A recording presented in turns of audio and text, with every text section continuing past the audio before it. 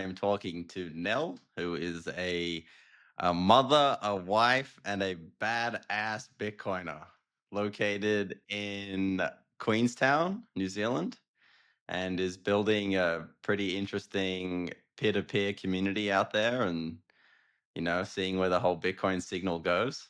Before we dive in, is there any other hats or labels you like to wear just so the listeners can kind of work out who you are? Mm, no, I'm a born and bred chav. Have you ever heard of chav? I haven't. Chav? Chav's like I guess in Australia you'd be like bogan. Oh yeah, born and bred. That's me.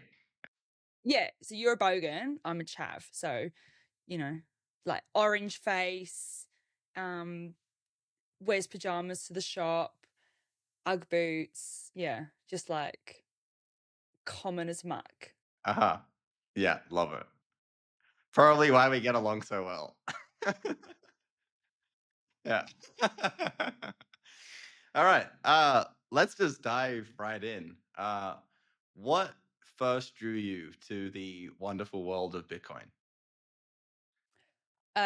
Drew me or dragged me would be the better question. My husband dragged me for sure. So, he'd been looking into it for a while. We were just saying before about crypto.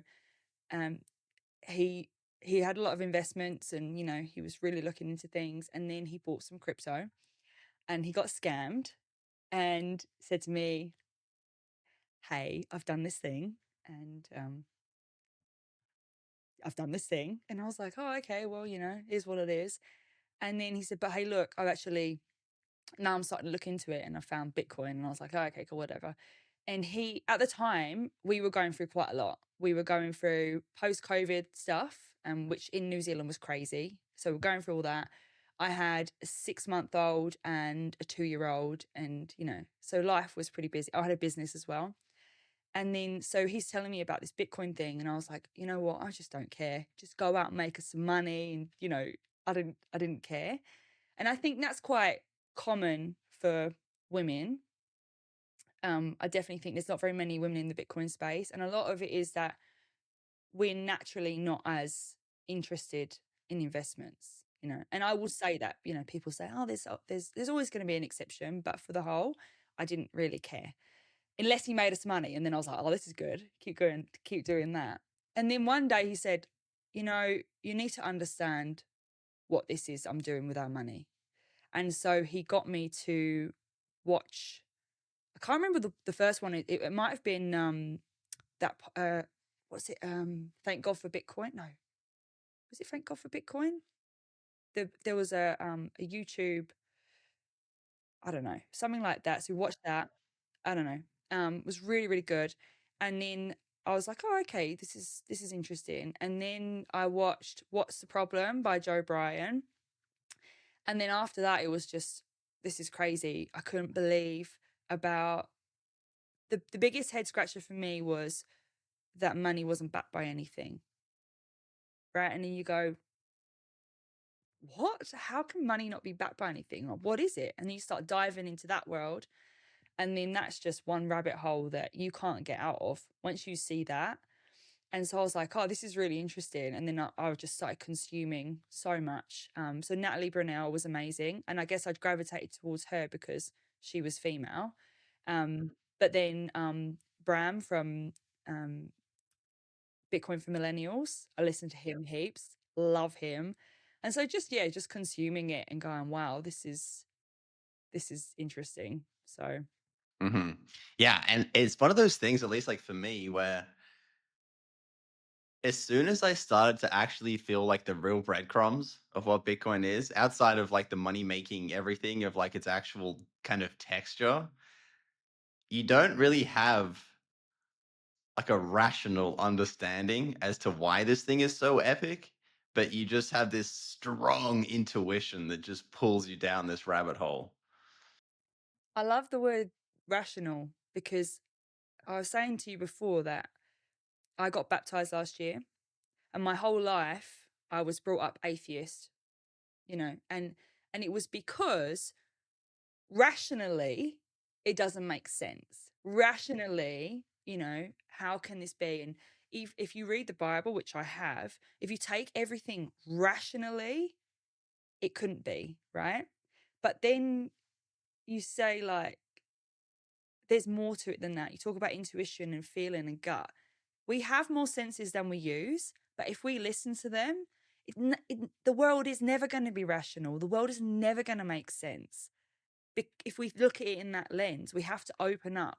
And then all of a sudden, everything opens up. And I think the thing about Bitcoin, why Bitcoiners are so passionate about it, and why people who don't understand it think we're nuts and think we're like preachers and just, having these crazy pills, is because we start seeing the world in a completely different way. Not only do we see the problems in the world, but we see the solutions and we see how the world could be. And that's why it's so exciting, because it's not just money, it's what money can do for everything and everyone. And I get my crazy eyes going, oh, crazy eyes. Like, Yeah, it is. It's kind like, not that I like to use the term religion around it, but it almost has that impact. And I see people find Bitcoin and they do have a spiritual awakening. well, I was already on that path. And I think, um, and again, I talk about COVID a lot because in New Zealand, we had a really interesting situation. I don't know if you were following it, but our government um, were very intense with lockdowns and mandates. And that was the first time in my life that I'd ever kind of started asking any questions about anything. I feel like slept, I was sleepwalking for 30 years. And then, I'm a new mother.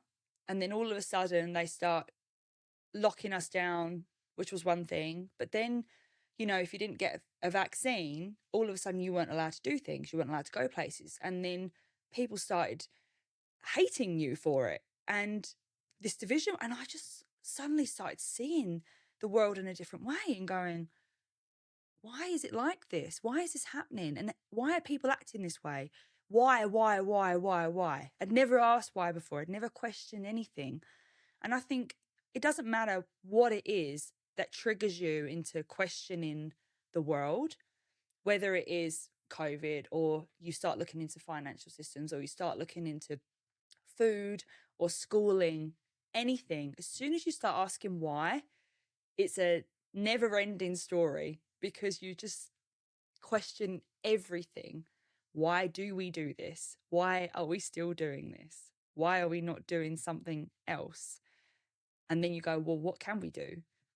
Hmm. And then Satoshi's just like, here, take this. And it's like, oh, thank God.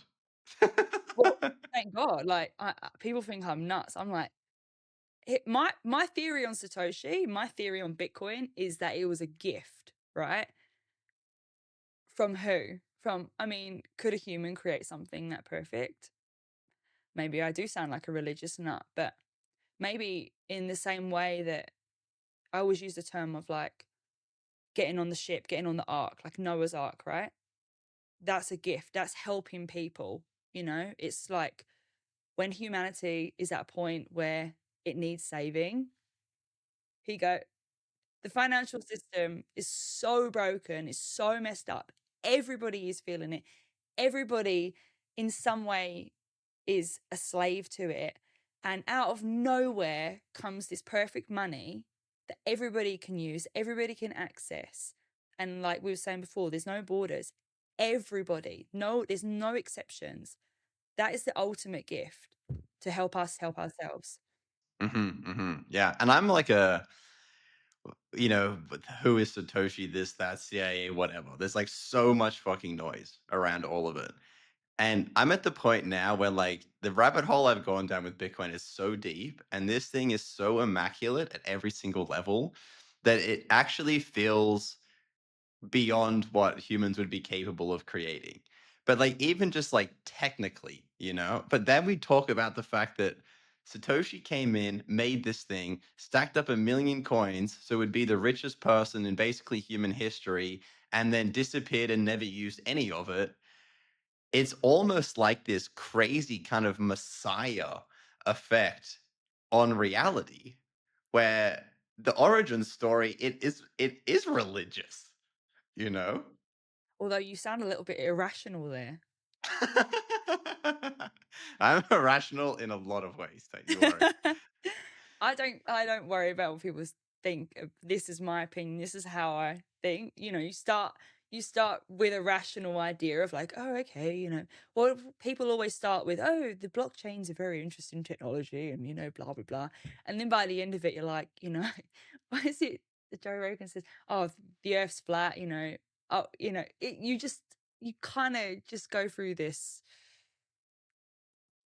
never ending rabbit hole. But where is that rabbit hole taking us to? And it's a pretty cool journey to go down. Mhm. Absolutely. And that's like what I say to like my homies and stuff, where they're like, what if you're wrong about Bitcoin? And for me, it's like, you have to stand for something and you have to like act in some way in this world, and you have to, have your savings account in something. And I'm willing to gamble it all on Bitcoin because it doesn't even really feel like a gamble. And if I'm gonna like die on some hill, it's this one, you know? And it's made my life so much better. And it's given me so much hope for the future, which is even like a crazier thing. Really hope you enjoyed the show. If you did enjoy the show, don't forget to like and subscribe below. It really helps a growing channel like this out. And click up here. It'll take you to a collection of the best this podcast has to offer.